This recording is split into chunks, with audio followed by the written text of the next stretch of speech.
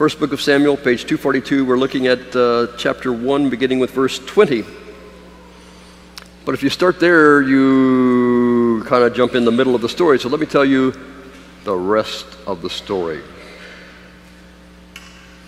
Once upon a time, there was a man by the name of Elkanah.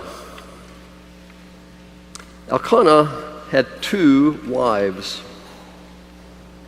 Now, that was perfectly legitimate in those days. Whether it was a good idea or not, you can judge for yourselves. At any rate, the one wife had children. The other wife, Hannah, had none. And in her culture, this was considered shameful, and she felt very badly about that. And to make it worse, the other wife ridiculed her and made fun of her and put her down and made her feel miserable. So every year, Elkanah and his family would go to the Lord's house in Shiloh. And one year when she was there, Hannah was praying off by herself. She was praying very passionately, but she didn't say anything out loud. She kept her words to herself, but her lips were moving. And the priest, Eli, saw her and said, "She's drunk." And he said, "Lady, stop drinking alcoholic stuff." And Hannah said, "I have not drunk anything alcoholic. I have terrible pain, and I'm praying to the Lord and asking him to solve my problem." Eli, the priest, said, "May the Lord grant your petition." And this begins today's reading. A reading from the first book of Samuel. In due time, Hannah conceived and bore a son. She named him Samuel, for she said, "I have asked him of the Lord." The man Elkanah and all his household went up to offer to the Lord the yearly sacrifice and to pay his vow.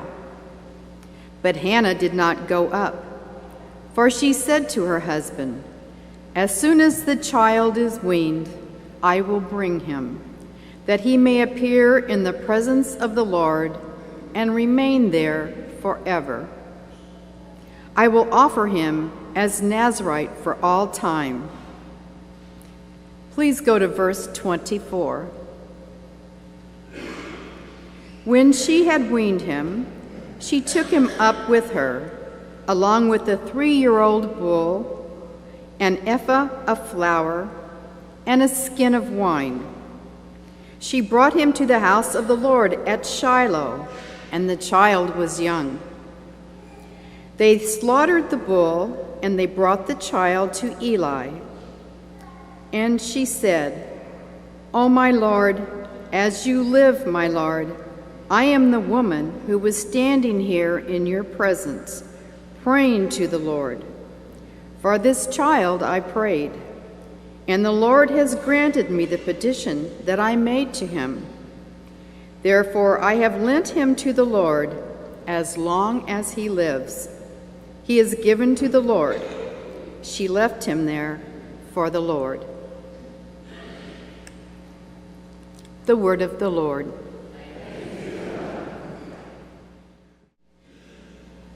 The Lord be with you. And with your spirit. A reading from the Holy Gospel according to Luke.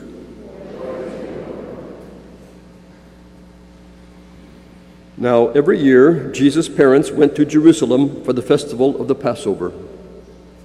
And when he was 12 years old, he went up as usual for the festival. When the festival was ended and they started to return, the boy Jesus stayed behind in Jerusalem, but his parents did not know it. Assuming that he was in the group of travelers, they went a day's journey. Then they started to look for him among their relatives and friends. When they did not find him, they returned to Jerusalem to search for him. After 3 days, they found him in the temple, sitting among the teachers, listening to them and asking them questions. And all who heard him were amazed at his understanding and his answers. When his parents saw him, they were astonished. And his mother said to him, "Child, why have you treated us like this? Look, your father and I have been searching for you in great anxiety." He said to them, "Why were you searching for me? Did you not know that I must be in my Father's house?" But they did not understand what he said to them. Then he went down with them and came to Nazareth and was obedient to them. His mother treasured all these things in her heart. And Jesus increased in wisdom and in years and in divine and human favor. The Gospel of the Lord. I think sometimes this Feast of the Holy Family gets a little discouraging because we are told we should compare ourselves to the Holy Family, and they were, we think, perfect, and therefore we get discouraged because we're not that way and say, where do we go with this? I think the purpose of this feast is to say that they were a normal family, Jesus, Mary, and Joseph, with lots of suffering as well as joys, with pain and anguish and good times. They were normal. They weren't exactly typical, however, because there's no typical family. I mean, we have traditional families, and we have split families, and we have reconjoined families, and we have families who are growing and changing, and then empty homes, and then all kinds of combinations. And even in the same traditional family, if you have like 3 kids, all 3 of them grow up in a different family in a sense. Because one is the oldest and has 2 younger siblings, and one is the youngest and has 2 older siblings, and one is the middle, and you know what that's like. So we're all different, and we're all special. And children are not having any, I could talk from great wisdom, not having any, I understand they're pretty different and special and so on. I heard a story recently about little Jimmy. He was in kindergarten, and when the school day was finished, he asked his teacher to help him get his boots on, and they were really tight, and the teacher was pulling and shoving and twisting and turning and getting one boot on finally, and then the other one, and she pushed and pulled and twisted and turned and did all kinds of things, and finally the boot popped on. She thought, thank God. Jimmy looked down and said, "They're on the wrong feet." She had been in a hurry and hadn't even noticed, so she said, okay. So they twist and turn and get left boot off, twist and turn, get the right boot off, twitch them around, twist and turn some more and struggle and carry on. This lady is getting sweaty by this time. She's really exasperated. She pulls that last boot on and she says, "Thank God it's done." Jimmy looks down and says, "They're not my boots."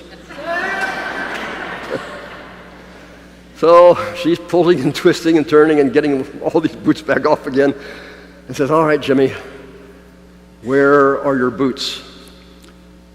Jimmy says, "My boots are at home. Those are my brother's boots. My mom made me wear them." "Okay, Jimmy, they're going back on again." And so twisting and turning and pushing and pulling and both boots back on. Thank God. And the kindergarten teacher says, "Now, Jimmy, where are your mittens?" He says, "I stuffed them in my boots." Well, I think that's where the mittens stayed until he got home. Anyhow, Jesus was kind of like that, probably. We don't know much about Jesus' childhood.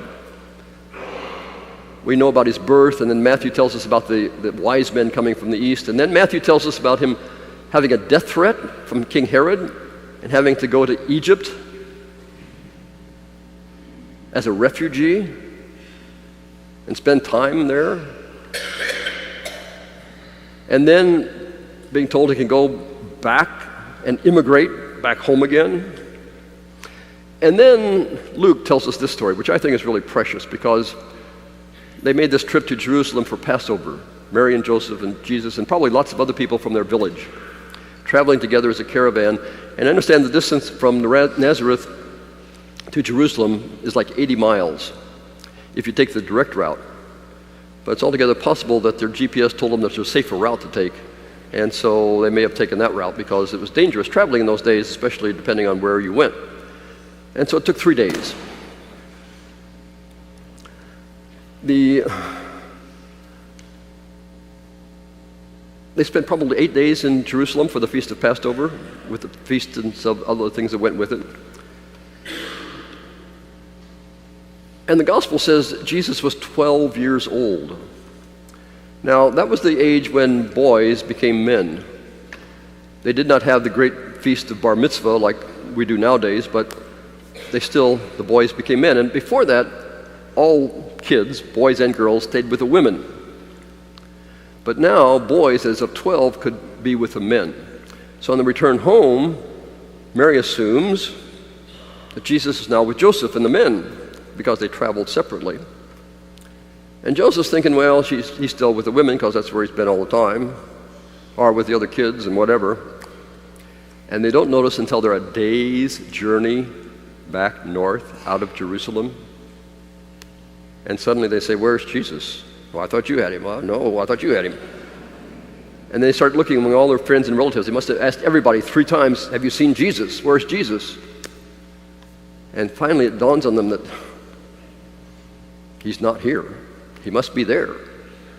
And so they go back to Jerusalem, and it's probably getting dark by this time, and it's not safe to travel alone, but the 2 of them went back to Jerusalem looking and looking and looking and looking. They probably didn't sleep at all. They're looking everywhere for Jesus. Now, have you ever lost a kid? How many of you lost a kid? You want to admit it? It's a little shameful. I mean, it's kind of embarrassing, and you feel guilty about it, but it happens. How many of you lost a kid for 3 days? 3 days.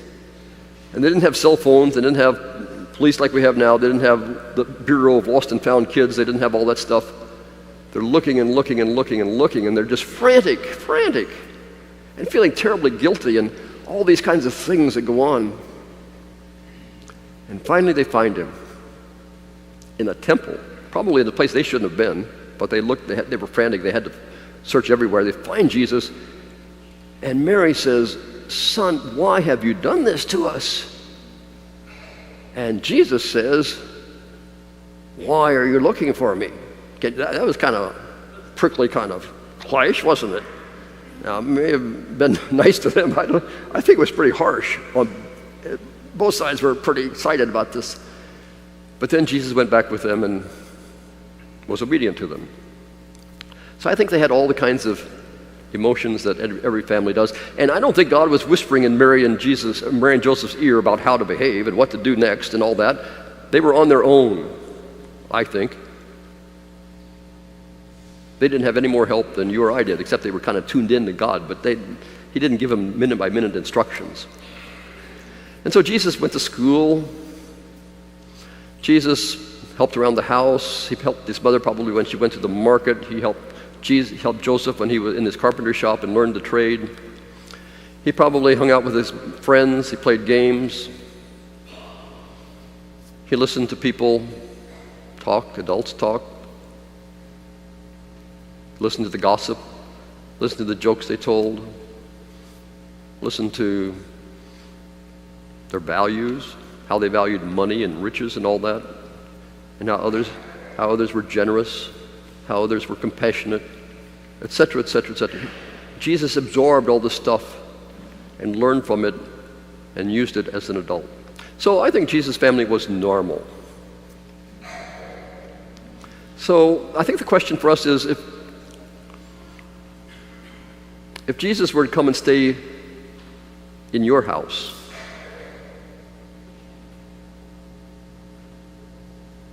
would your life change?